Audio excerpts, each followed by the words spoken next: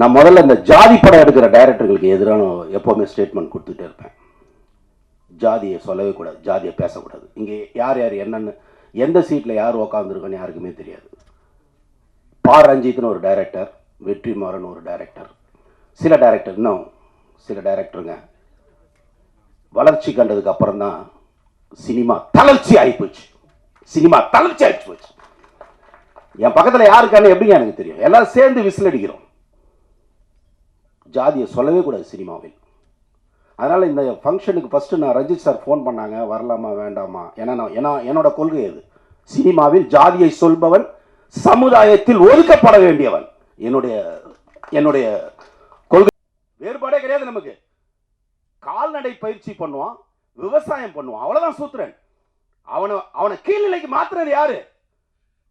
இங்க வந்து படையெடுத்ததுக்கு அப்புறம் தான் அவனை கீழ்நிலைக்கு கொண்டு போனான். இப்ப அவனுக்கு கூட இவனுக்கு சேர்ந்துக்கிட்டு நம்மளை கேவலப்படுத்திட்டு இருக்காங்க. மாற்றப்பட வேண்டும். அத்தனையும் மாத்தணும். நம்ம எல்லாரும் ஒண்ணு.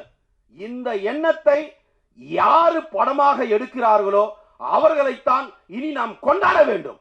உண்மையிலேயே அப்படி திரைப்படங்கள் வந்து நம்ம ஏதாவது ஒரு பொழுதுபோக்கை கொடுக்கலாம், அல்லது வேற ஏதாவது ஒரு இதாக கொடுக்கலாம். இன்னும் அந்த பழசையே பண்ணிட்டு இருக்க அது பாரஞ்சித் படங்களா இருக்கட்டும், மாரி சந்தாஜ் படங்கள், இது போன்ற படங்களுக்கு பேரரசு ஒரு இது தெரிச்சு. அது எப்படி பாக்கி அது குறிப்பாக வெற்றிமாறனோட பிரவீன் காந்தி டைரக்டர் காந்தி அவர் பேசியிருக்காங்க, உங்களை குறிப்பிட்டு பேசியிருக்காங்க.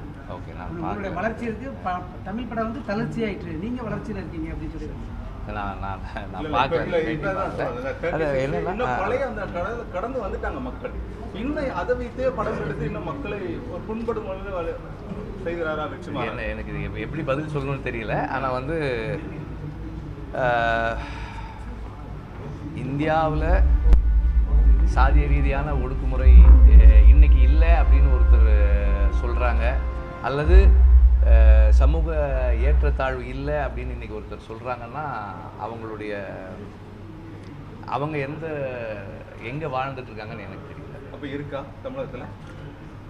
இந்தியா முழுக்க இருக்குது. தமிழகத்தில் இருக்குதாங்க, நிறைய சம்பவங்கள் இருக்குது. இன்னும் அது சாதிய கொடுமைகள் நடக்கும், இருந்துட்டு தானே இருக்குது. ஏற்றத்தாழ்வுகள் இருந்துட்டு தானே இருக்குது, இல்லாமல் இல்லை.